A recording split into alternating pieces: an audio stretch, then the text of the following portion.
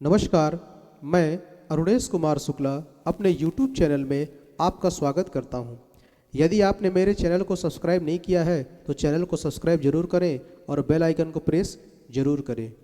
आज की जन्म कुंडली में एक ऐसे विषय पे हम चर्चा करेंगे जिसके लिए हर मनुष्य प्रतिदिन लालायित रहता है और नित्य उसके प्रति दौड़ता रहता है। तो क्या है? तो सुख योग के विचारे में चर्चा करेंगे। हमारे जीवन में सुख योग है कि नहीं, हम कैसे सुखी रहें। हम दिन रात प्रयत्न करते हैं, घर बनवाते हैं, पैसा कमाते हैं, बैंक बैलेंस बनवाते हैं कि हमारा जीवन सुखी हो। यहाँ तक कि लोग संपत्ति के लिए अपने भाइयों से वाद विवाद करते हैं केवल सुख योग के लिए कि हमारे जीवन में सुख है कि नहीं। तो इसका विचार जन्म कुंडली में हम कैसे करेंगे, हमारे जीवन में सुख रहेगा कि नहीं रहेगा। कभी कभी आपने देखा है कि घर में सारी सुविधा हमने रखी है, जो भी सुख की योग है वो सब हमने रखा है, लेकिन उसके बावजूद भी हमको सुख नहीं मिलता है। तो क्या कारण हो सकता है? तो उसके बारे में हम जन्म कुंडली में चर्चा करेंगे। सबसे पहले हम विचार करेंगे शनि और राहु।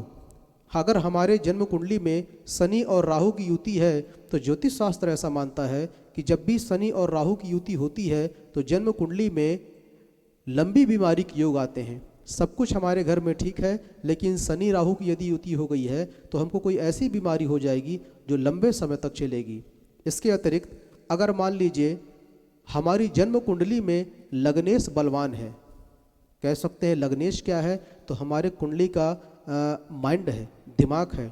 यदि लग्नेश हमारे जन्म कुंडली में बलवान है, शुभ ग्रहों से युक्त है, शुभ ग्रहों के दृष्ट है, यदि स्वयं भी शुभ है, तो हमारे जन्म कुंडली में सुख योग रहेगा। क्योंकि लग्नेश का पीड़ित होना हमारी जन्म कुंडली बहुत ज़्यादा प्रभावित करता है।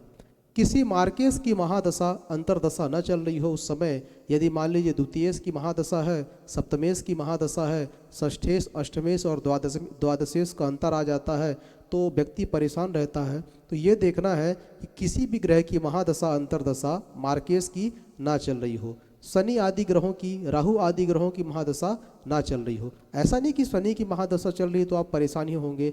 शनि का हम विचार करेंगे कि जन्म कुंडली में उसकी स्थिति कैसी है, क्योंकि स्थिति मायने रखती है। अगर कोई पापक ग्रह भी है तो ऐसे आपको नुकसान वो नहीं करेगा।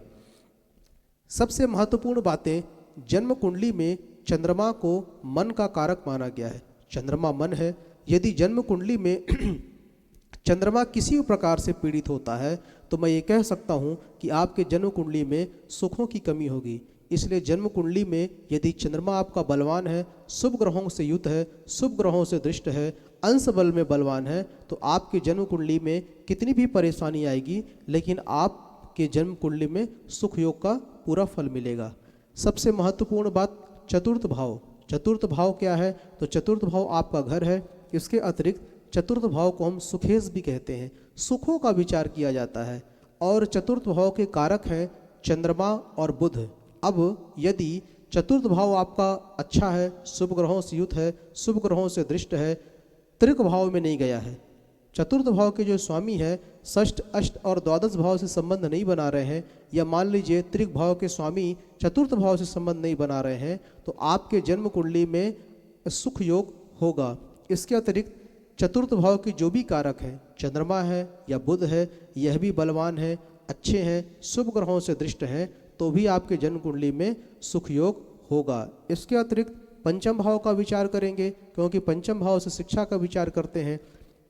सुख योग होने के लिए आपकी शिक्षा बेहद मजबूत होनी चाहिए, क्योंकि हम ये कह सकते आगे चल के कि केवल घर है, रहन सहन, इससे जीवन नहीं चलता है। इसके लिए हमको आय की व्यवस्था करनी पड़ेगी, और आय के लिए सबसे पहले हमको शिक्षा का विचार करना पड़ेगा। आपकी प्रारंभिक शिक्षा कैसी है?